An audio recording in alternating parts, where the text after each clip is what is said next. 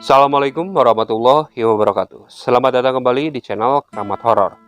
Kali ini saya akan membagikan sebuah cerita dari salah seorang narasumber.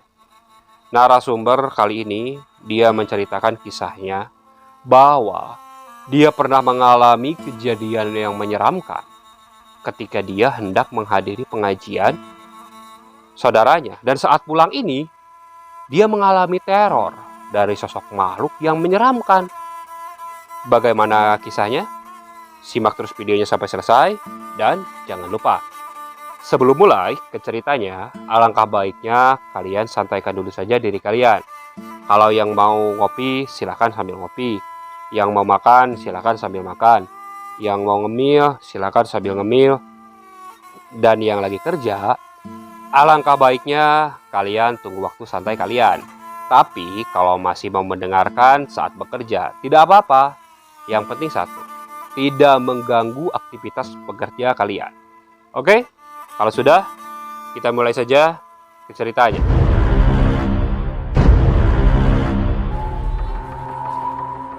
Siang itu aku mendapatkan kabar kalau ada saudaraku yang meninggal dunia. Saudaraku ini tinggal di desa sebelah. Jarak dari rumah saya menuju desa sebelah itu sebenarnya tidak terlalu jauh. Namun kalau memang harus melewati jalan raya, jalan itu memutar dan bisa dibilang memakan waktu yang cukup jauh. Jalan yang dekat itu yaitu melewati pematang sawah. Karena desa kami tinggal itu dikelilingi oleh area pesawahan yang cukup luas. Bergegas, waktu itu aku berangkat ke sana mewakili ayah dan ibuku yang kebetulan sedang bekerja di luar kota. Ibu dan ayahku membuka usaha warung kopi di luar kota. Jadi di rumah aku hanya tinggal bersama kakakku. Kakakku waktu itu masih bekerja juga. Jadi mau tidak mau, aku berangkat sendirian waktu itu.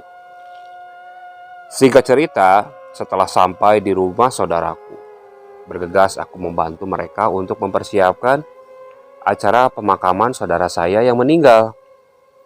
Hingga tak terasa, pemakaman pun sudah selesai. Waktu itu, aku langsung membantu untuk mempersiapkan acara pengajian nanti malam.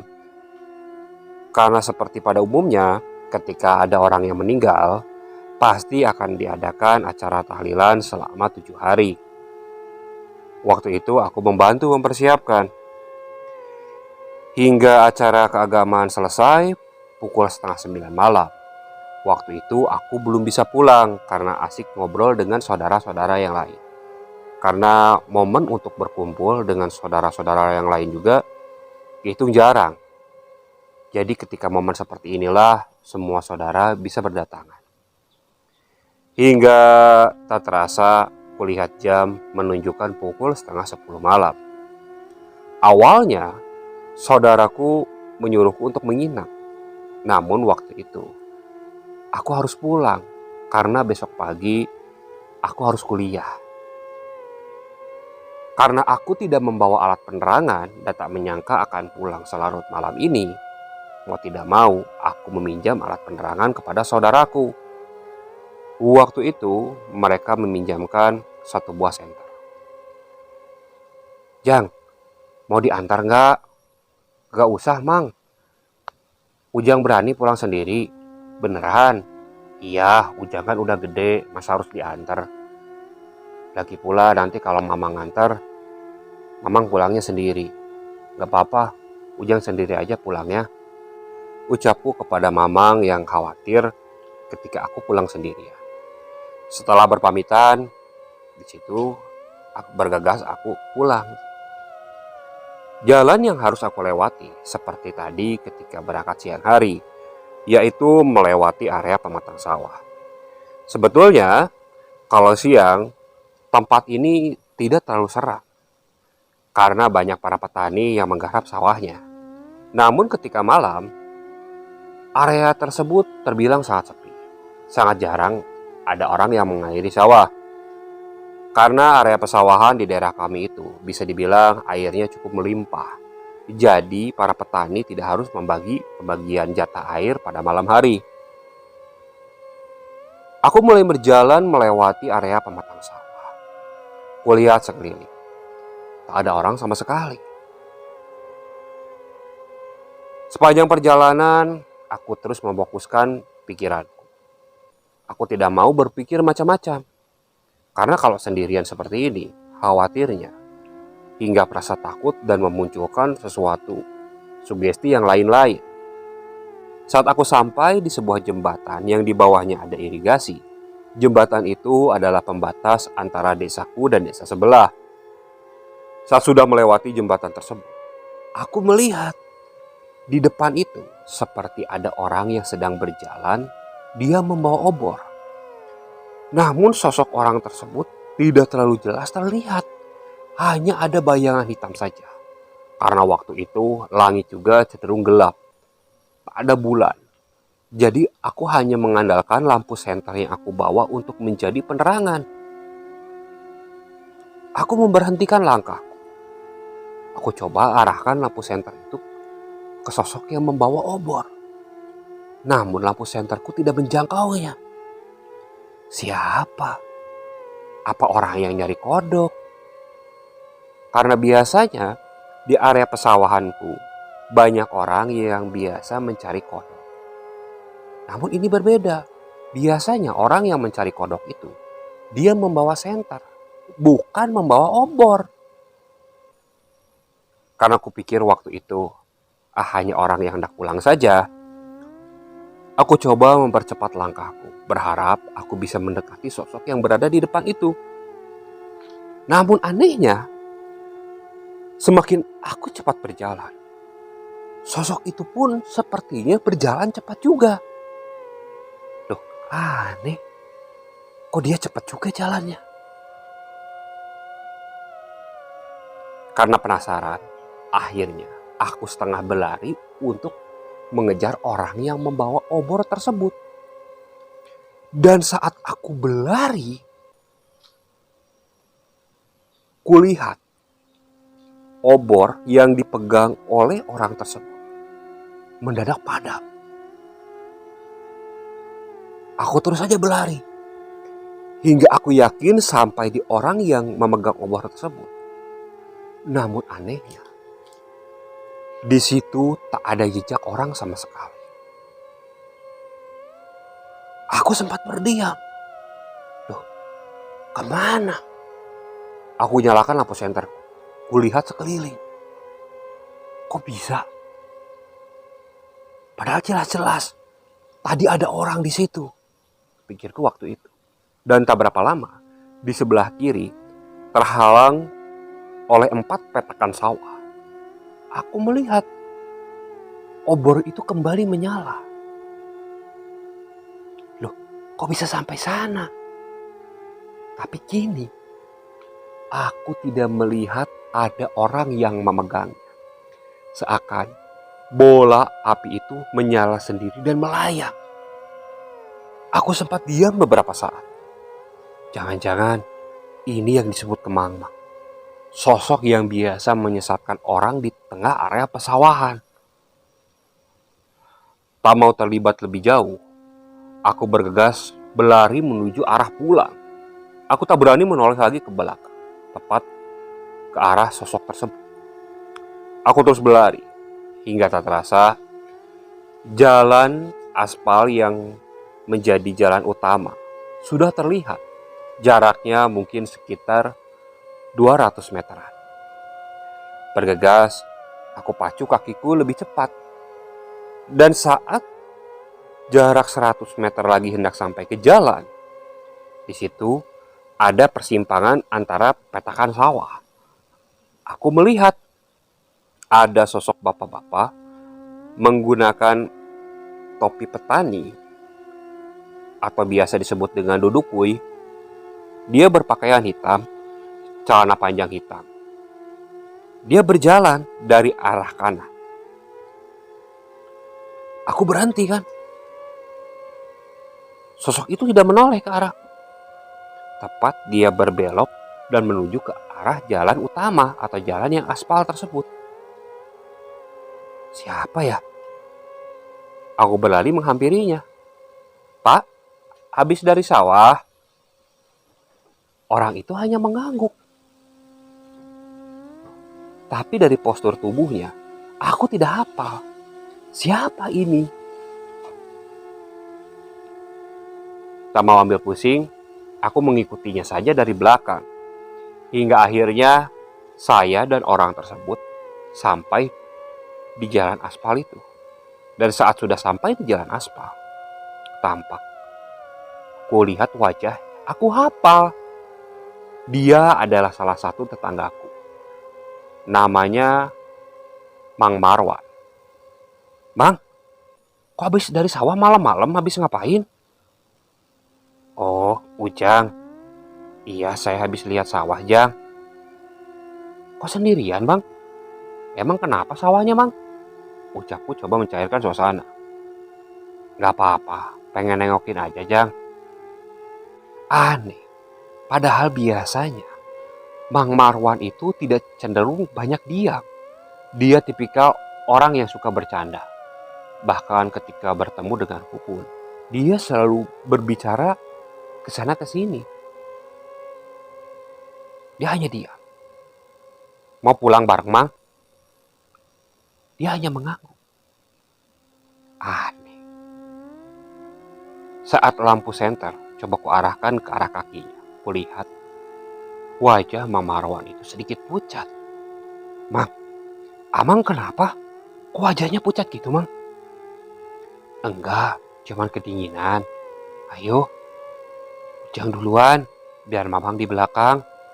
Oh ya udah atuh. Aku berjalan di depan Mang Marwan di belakang. Sambil berjalan, aku terus saja berpikir, loh, Mang Marwan kok aneh ya? Tidak seperti biasanya kayak gini.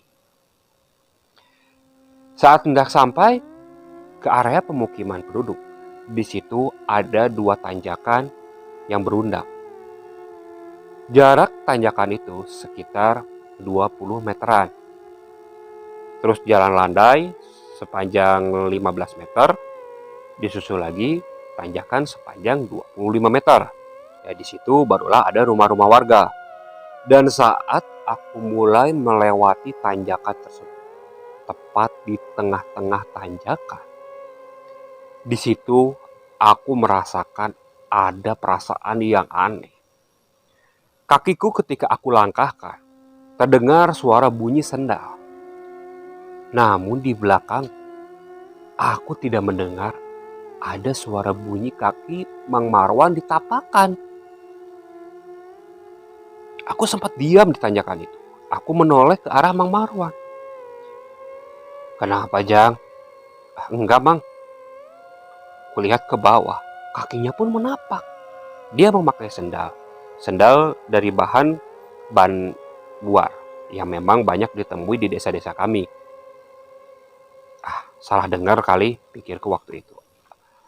Aku terus saja berjalan. Dan benar saja, suara langkah Mang Marwan itu tetap tidak terdengar. Di situ, aku berpikir, menurut mitos yang pernah aku dengar, kalau ada sosok setan yang menyerupai manusia, kita harus melihatnya sambil membelakanginya, tepat di sela-sela kaki. Aku coba mempraktekkan mitos tersebut. Aku coba menundukkan kepalaku dan melihat ke belakang sambil kuarahkan senterku ke tanah di belakangku. Dan saat kulihat, kaki Mang Marwan itu mengangkang. Tepat ada beberapa senti dari tanah. Dan kini kakinya itu berbeda dengan kaki yang kulihat tadi. Kakinya itu seperti penuh lumpur. Serta tampak menyeramkan. Aku belum melihat ke atas. Di situ perasaanku sudah benar-benar takut.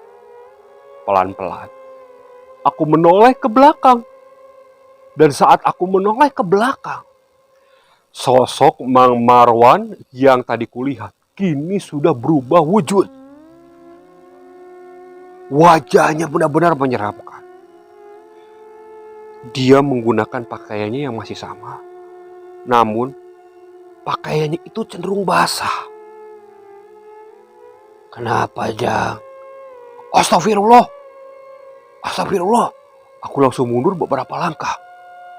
Sosok itu hanya diam. Saking paniknya, tanpa pikir panjang, aku langsung berlari meninggalkan sosok tersebut. Sosok itu hanya diam. Hingga akhirnya aku melewati tanjakan kedua. Setelah sampai di tanjakan kedua, aku sempatkan diri untuk menengok ke belakang. Saat menengok ke belakang, kulihat sosok yang menyerupai Mang Marwan itu sudah tidak ada.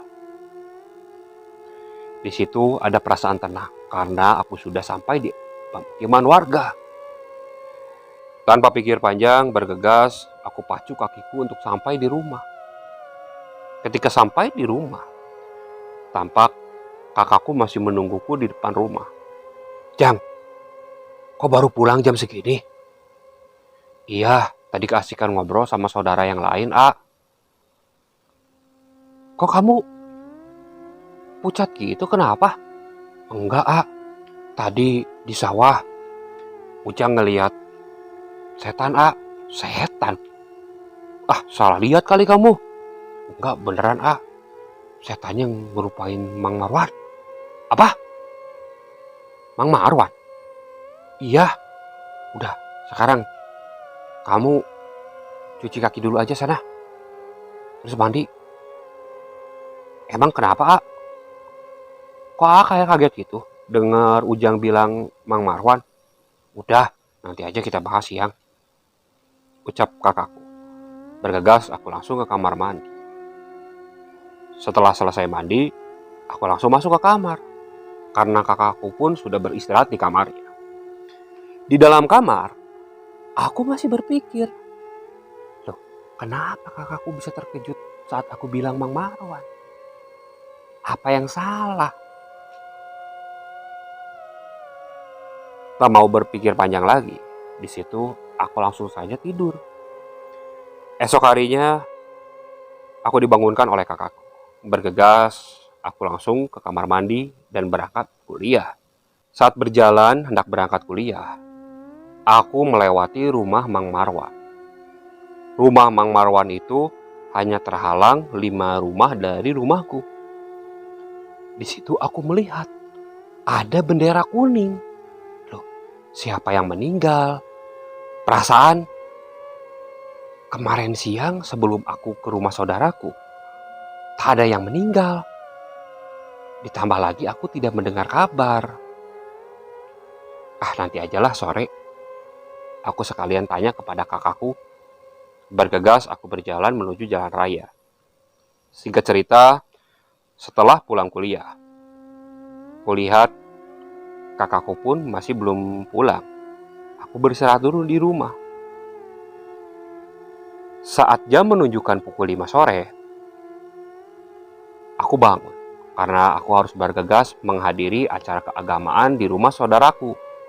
Saat di teras rumah, di situ aku berpikir, khawatir kejadian tadi malam terulang. Aku berniat untuk meminta tolong tetanggaku yang bernama Dedi. Dia mempunyai motor. Jadi, kalau pakai motor, aku tak harus lewat pematang sawah. Aku menghampiri rumah Dedi. Kebetulan Dedi juga sedang berada di teras rumah. Aku menceritakan perihal keinginanku untuk diantar ke rumah saudaraku. Dedi pun mengiyakannya. Setelah itu, kami pun berangkat. Jalan yang harus kita lewati itu tetap melewati 2 tanjakan tersebut. Namun bedanya, kalau masuk ke area pematang sawah, itu harus belok kiri dan masuk pematang sawah. Sedangkan kalau pakai kendaraan motor, itu lurus, memutar sepanjang 4,5 km. Singkat cerita, akhirnya kita sampai di rumah saudara saya. Kita pun membantu mempersiapkan acara keagamaan. Dan tak terasa pukul 8:30 pun acara keagamaan sudah selesai. Waktu itu aku dan Dedi tidak langsung pulang. Kami ngopi dulu sambil ngobrol-ngobrol sejenak. Nah, Kulihat jam menunjukkan pukul 9 malam. Di situ aku langsung pamit untuk pulang. Sebenarnya, aku bisa bersantai hingga cukup malam, karena besoknya aku tidak kuliah. Saat perjalanan pulang ini, aku kembali ingat tentang bendera kuning di rumah Mang Marwan. Ded, itu di rumah Mang Marwan kok ada bendera kuning? Yang meninggal siapa?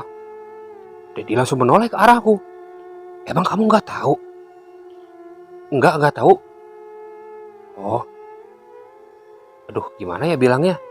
Lagian malam lagi nanti aja lah udah nyampe sana. Buru atuh Ded. Cerita Ded. Emang ada apa sih? Itu kan yang meninggal Mang Marwan, Jang. Kapan meninggalnya, Ded? Kemarin itu siang perasaan baik-baik aja aku lihat. Saat aku pergi ke rumah saudaraku, kulihat Mang Marwan baik-baik saja pergi ke warung. Iya, nah pas 2:30 dia mau pergi ke sawah. Di jalanan turunan itu ada orang yang belajar motor.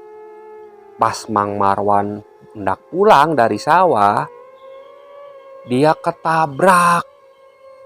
Terus parahnya orang yang belajar motor itu bawa motornya dikebut.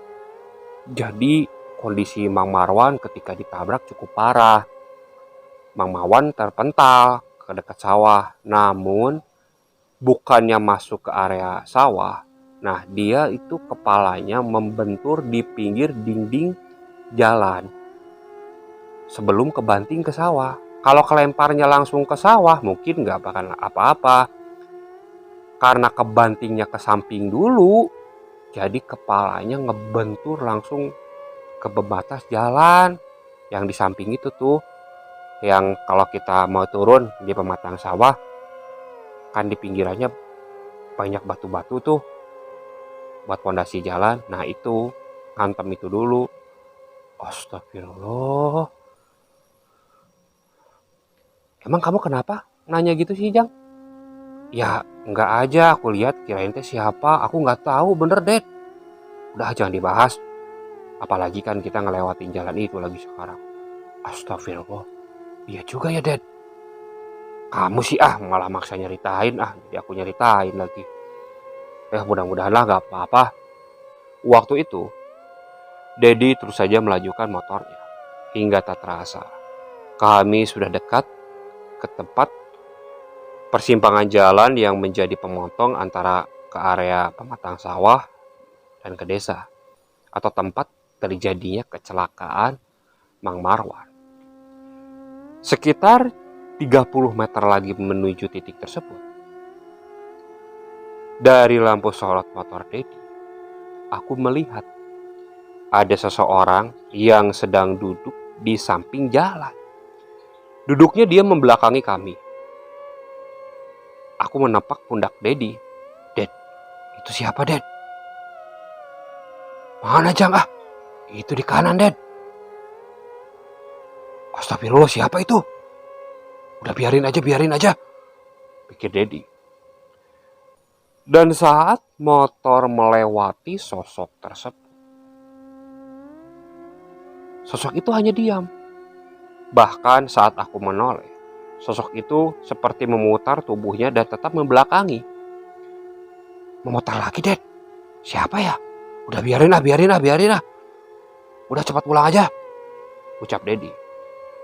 Namun saat kami melewati tanjakan, tepat di tengah-tengah tanjakan tersebut, dari atas tanjakan, ku melihat ada sesosok manusia berpakaian hitam.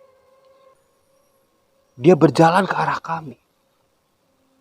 Saat lampu sorot motor mengarah ke arah sosok tersebut, tampak dengan jelas. Sosok itu adalah sosok yang menyerupai Mang Marwan. Wajahnya hancur, bahkan masih ada ceceran darah di wajahnya. Kakinya dari dengkul penuh oleh lumpur. Dia berjalan. Karena Dedi kaget, dia langsung memutar motornya hendak berbalik arah. Namun karena kondisi menanjak, dengan posisi yang tidak seimbang, akhirnya motor yang kami tumpangi itu terguling. Aku waktu itu langsung meloncat dari motor. Ku tarik Dedi. Namun motor Dedi terguling-guling ke bawah turunan tersebut. Ku lihat ke atas. Sosok yang menyerupai Mang Marwan itu sudah tidak ada. Dedi waktu itu hendak berlari. Ku tarik bajunya. "Ded, sadar Ded. Jang, ayo pergi Jang. Itu motor kamu mau dibiarin." Aduh motorku. Aduh, gimana Jang? Udah ayo kita bawa dulu aja. Setannya juga udah pergi. Bergegas kami berlari ke arah motor Dedi. Motor Dedi tergeletak. Dedi langsung mengecek kondisi motornya. Waduh, rusak gini Jang. Gimana? Udah besok bawa aja ke bengkel. Nanti biaya aku bantu. Beneran ya Jang? Iya udah. Sekarang kita pulang aja dulu. Iya bener Jang. Ngeri kalau di sini. Dedi langsung naik ke motor dan menyalakan motor tersebut. Aku pun naik ke boncengan di belakang Dedi. Saat motor menyala dan hendak dilajukan, di situ motor itu tidak bisa melaju, seakan ada yang menahan dari belakang. Loh, kamu gak mau jalan Jang? Aku menoleh ke belakang. Saat aku menoleh, tampak ada sosok yang menyerupai Mang Marwan. Sosok itu seperti menahan motor kami. Astagfirullah. Ada apa Jang? Aku arahkan pandangan Dedi ke depan biar tidak melihat ke belakang. Udah kamu lihat ke depan. Ada apa? Udah. Merem. Ngedoa. Ucapku dari belakang. Sepertinya Dedi paham dengan apa yang aku ucapkan. Aku coba berdoa dengan doa yang aku bisa. Ada sekitar 2-3 menitan. Ded, kenapa Jang? Udah gak ada Jang. Aku menoleh ke belakang sambil membuka mata. Udah gak ada Ded. Ayo Ded. Bergegas, Dedi langsung melajukan motornya. Dan motornya kali ini bisa menyala. Singkat cerita, akhirnya aku sampai di rumah. Tampak wajah Dedi kelihatan masih pucat. Ded, kamu mau langsung pulang? Iya langsung balik aja. Besok antar ke bengkel ya. Iya udah tenang aja. Udah sekarang tidur aja kamu dulu. Aku pun bergegas masuk. Karena waktu itu kelihatannya kakakku sudah tertidur. Aku memang selalu membawa kunci cadangan. Aku masuk ke dalam rumah. Setelah itu aku langsung masuk ke kamar mandi dan membersihkan diri. Bergegas, aku langsung beristirahat di kamarku. Dan saat aku merebahkan tubuhku di kasur dan memejamkan mata, di situ bayangan Mang Marwan itu kembali melintas di pikiranku. Tampak sosoknya yang menakutkan. Beberapa kali aku tepis pikiran itu. Namun tetap saja pikiran sosok Mang Marwan itu selalu melintas di kepalaku. Akhirnya aku bangkit dari kasurku. Aku mencari cara untuk mencairkan suasana ketakutan ini. Aku coba nyalakan radio kesayanganku. Berharap ada siaran yang bisa benar-benar melupakan ketakutanku yang tadi. Aku mulai cari siaran radio tersebut. Dan saat aku sedang mencari siaran radio, aku mendengar ada suara ketukan di pintu depan rumahku. Bergegas, aku langsung beranjak dari kamarku menuju pintu depan. Namun sesampainya di pintu, aku pikir lagi, siapa yang malam-malam bertamu? Sebelum membuka pintu, aku putuskan untuk mengintip dari balik gordeng. Dan saat aku mengintip dari balik gordeng, di luar tak ada siapa-siapa. Aku langsung merasakan bulu kuduku berdiri. Aku masuk ke kamarku. Namun ketukan itu kembali berulang. Aku coba tutup telingaku. Dan kini, ketukan itu berubah. Yang awalnya dari pintu utama, sekarang malah pindah ke jendela kamarku. Panik waktu itu. Bergegas aku beranjak dari kasurku dan menuju kamar kakakku.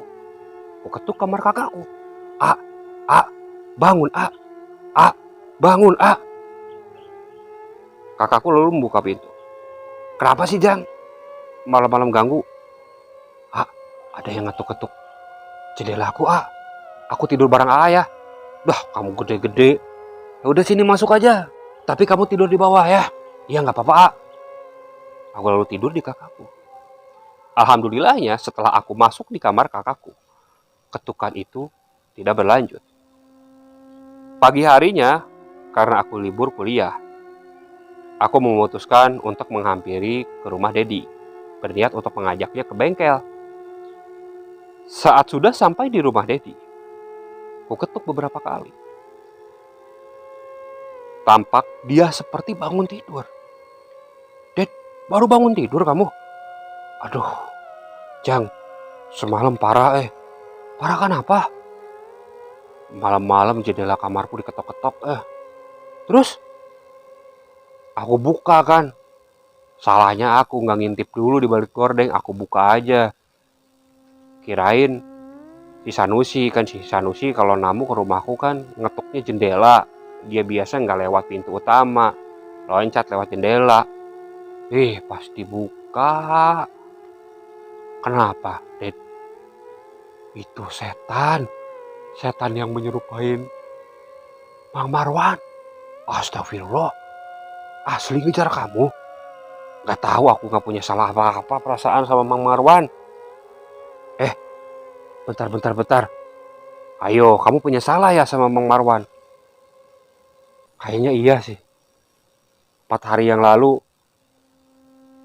aku nyolong kelapanya di sawah belum ngomong coba kamu ngomong nanti ke keluarganya. Aku juga sekalian nanti sore gak ikut pengajian di saudaraku. Biar aku ngadirin dulu acara keagamaan di rumah Mang Marwan. Gak enak. Masa yang jauh aku datengin, di giliran tetangga yang deket gak aku samperin. Ya udah. Terus Utung mau ke bengkel kapan? Mandi dulu. Ya udah. Singkat cerita, sore harinya aku Dedi menghadiri acara keagamaan di rumah Mang Marwan. Acara keagamaan di rumah Mang Marwan ini diadakan selepas maghrib. Selesai acara keagamaan, di situ aku sempat ngobrol dengan anaknya yang paling besar karena aku kenal dekat dengan anaknya yang bernama Kang Andi. Aku menceritakan kejadian yang aku alami hingga yang dialami oleh Dedi juga. Dedi pun meminta maaf karena sempat ngambil kelapanya tanpa izin. Keluarga almarhum Mang Marwan memaklumi, namun mereka bilang bahwa sosok yang menyerupainya adalah jin, bukan Mang Marwan. Menurut penuturan beberapa warga yang melewati jalan tempat Mang Marwan meninggal, mereka sering melihat sosok penampakan Mang Marwan. Namun setelah ke-7 hari meninggalnya, tak ada lagi yang melihat penampakan sosok yang menyerupai Mang Marwan itu. Oke, sekian untuk cerita kali ini. Saya mohon maaf apabila masih banyak kekurangan dalam pembawaan ceritanya. Kritik dan sarannya silakan kalian bisa cantumkan di kolom komentar. Tak lupa kami juga ucapkan banyak terima kasih kepada para penonton yang masih terus setia mengikuti channel Keramat Horor ini. Semoga kalian selalu diberi kesehatan, dipermudah segala urusannya, dan dilancarkan rezekinya. Dan bagi para penonton yang masih belum subscribe, alangkah baiknya kalian klik tombol subscribe-nya. Oke? Tetap ikuti cerita-cerita yang dibawakan oleh channel Keramat Horor ini. Assalamualaikum warahmatullahi wabarakatuh.